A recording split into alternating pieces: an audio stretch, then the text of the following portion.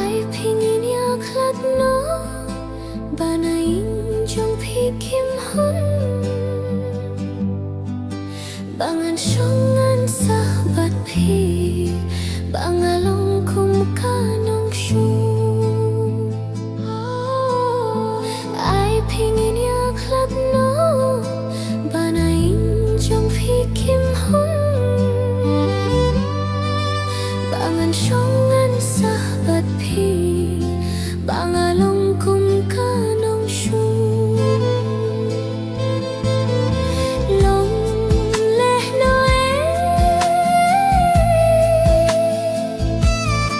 Chingit na lao bana ai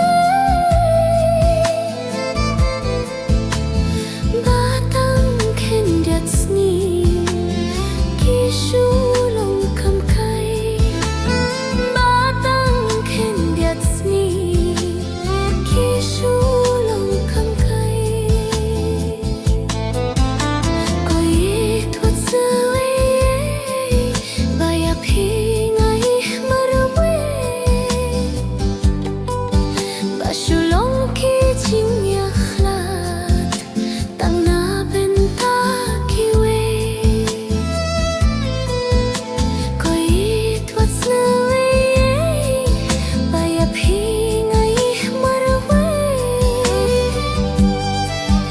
Sulong ki jing yaklat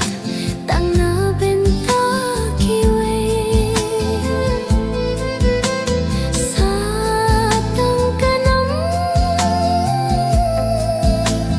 Bat kapurom kanyay ne kanyay sa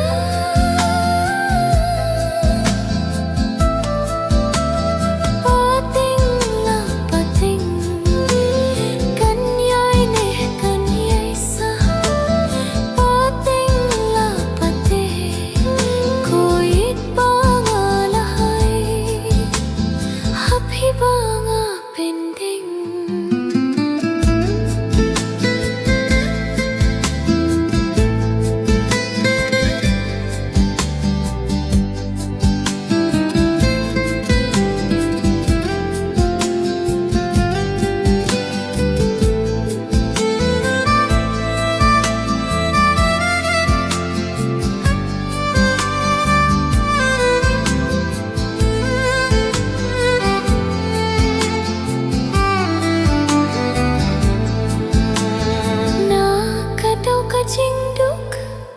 La shitong banwat jing suk